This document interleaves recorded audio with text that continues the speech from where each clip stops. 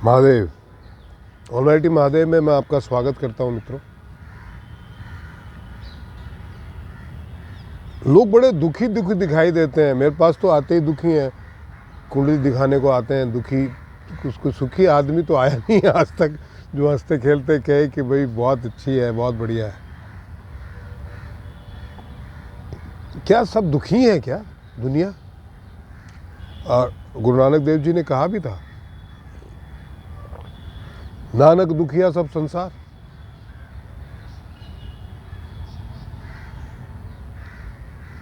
मैं ऐसा नहीं कहूंगा कि सब दुखी हैं, बल्कि मैं ये कहना चाहूंगा कि लोगों को आनंद में रहने का तरीका नहीं पता है। दुखी होने का तो कोई कारण ही नहीं है। जब आप गीता में ही अगर यकीन करते हैं, मैं तो अनुभव की बात करता हूँ भैया। मुझे न गीता आती है, न वेद शास्त्र पुराण कुछ भी नहीं आता, कोई ज्ञान नहीं है भाई। मैं सिर्फ अपने अनुभव की बात कहता हूँ। जो ईश्वर ने, जो गुरु महाराज ने मुझे अनुभव करवाए हैं, मैं सिर्फ उतनी बात कह पाता हूँ। कोई पुराण में अगर पढ़ भी लूँ तो वो बातें मैं कहता नहीं हूँ, क्योंकि वो मेरी नहीं है। पर गीता को सर्वाधिक हिंदू धर्म का या सनातन धर्म का सबसे अच्छा और सार्थक ग्रंथ माना गया है आज तक के इतिहास में। तो गीता तो साफ साफ कहती है कि भैया चिंता किस बात की करते हो, क्या लाए थे जो खो गया,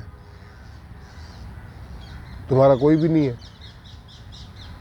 तो उस लिहाज से भी आपको दुखी नहीं होना चाहिए। खैर, इसी पे चर्चा करेंगे। सबसे पहले तो मेरे सनातन परिवार के जितने भी सदस्य हैं उनका कोटि कोटि अभिनंदन है भाई। और जिन्होंने सब्सक्राइब नहीं किया है उनसे निवेदन है कि प्लीज़ सब्सक्राइब कीजिए, शेयर कीजिए, कमेंट कीजिए और कंट्रीब्यूट ज़रूर कीजिए भैया, जितना भी हो सकता है। और एटलीस्ट इस चैनल को 10-10 लोगों तक आप पहुंचाइए। आज 3,500 के लगभग हम हैं, तो अगर हम 3,500 लोग मिलके भी 10 लोगों तक पहुंचा देते हैं तो 35,000 हो जाते हैं। बात करने में आनंद आता है। हाँ, तो बात कर रहे थे कि खुश रहने का तरीका। खुशी भाई बाहर है क्या? हाँ, आनंद जो है वो बाहर है क्या?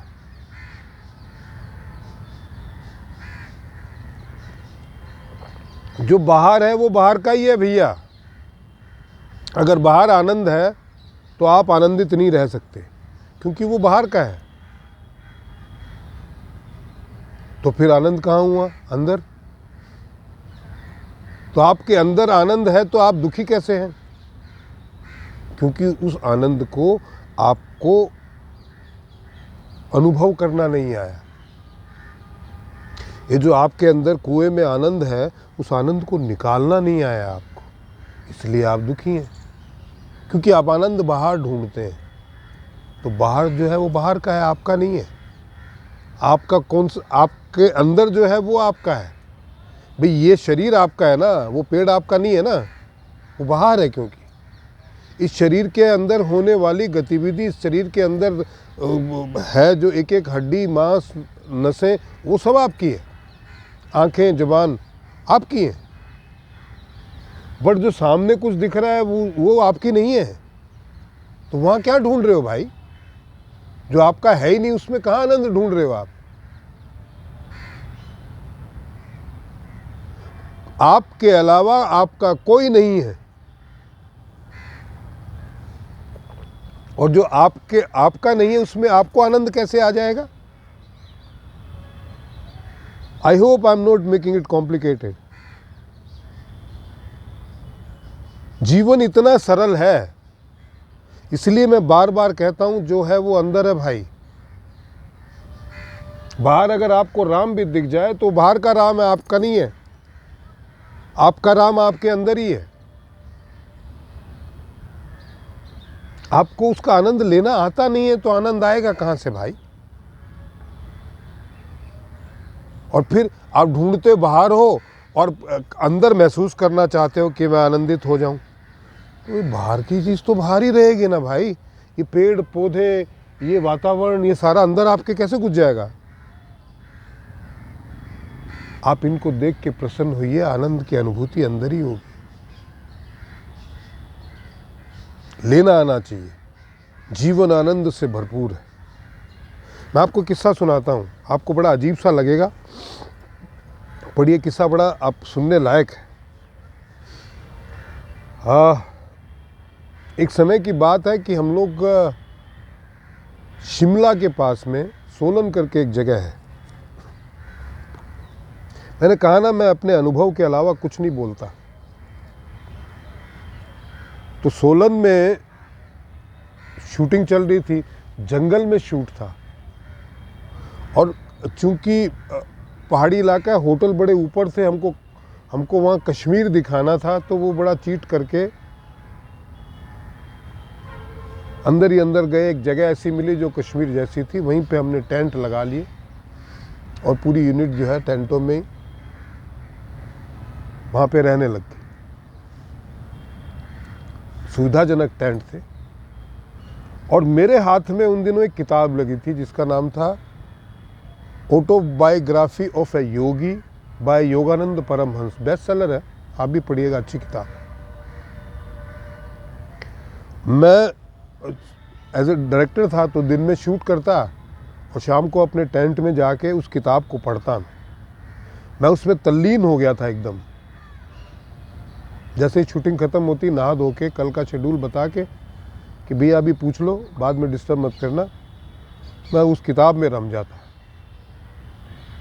और मुझे आनंद आ रहा था।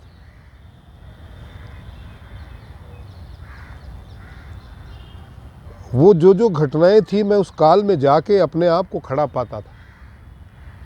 मैं इमेजिन करता था कि मैं वहाँ हूँ। तो एक दिन की बात है, बहुत सारा शोर शराबा मेरे इर्द गिर्द हो रहा था। मुझे लग रहा था कि शोर हो रहा है, पर चूंकि मैं उस पुस्तक में घुसा हुआ था, मैं वहीं था। अचानक किसी ने आके मुझे झटकोड़ा, सर उठिए। मेरी असिस्टेंट थी। मैं, क्या हुआ बेटा? अरे सर, आग लग गई है आपके टेंट में। और टेंटों में भी आग लगी है, लोग बुझाने का प्रयास कर रहे थे, नदी वहाँ से दूर थी। तो मैंने चारों तरफ देखा, हाँ आग लगी है। तो चलिए, जल जाएंगे। मैंने कहा बैठ। वो बड़ी घबरा गई कि ये तो आदमी खुद ना चल रहा है, मुझे और बैठने के लिए कह रहा है। मैंने कहा, तुम्हारे जीवन में कितनी बार आग लगी है? कितनी बार आप टेंटों में रहे हो और कितनी बार रहोगे, आप कल्पना कीजिए। बोले, नहीं पहले तो नहीं रही मैं। और आगे जीवन में कितनी बार रहोगे? बोला, कहा नहीं जा सकता, शायद ना हो, ऐसा अवसर ना है। तो ऐसा ही अवसर नहीं आ रहा, और फिर अगर आप टेंटों में रहो और आग लग जाए, ये अवसर कितनी बार आ सकता है? बोलो sir, rarest of the rare है। तो मैं कहा, इसका आनंद लो ना, ये कभी आएगा ही नहीं दोबारा लाइफ में। और वो ऐसे माथा ठोक के भागी, ये आदमी पागल है। और आप देखिए, वो पूरा टेंट जल गया और मेरी एक कुर्सी जो थी वो सुरक्षित थी, जिस पे मैं बैठा हुआ था। बाद में वो प्रोड्यूसर आए और वो बहुत सारी बातें हुई। पर आपके जीवन में जो भी घटना होती है, वो दोबारा हो या ना हो, इसकी कोई गारंटी नहीं। तो उसका आनंद लीजिए भाई, उसको अच्छे बुरे में उसको मत तोलिए। मैं आज भी उस घटना को याद करके आनंदित होता हूँ। मैंने तब भी आनंद लिया था। अगर आप पुस्तक पढ़ रहे हैं तो पुस्तक पढ़ने का आनंद लीजिए।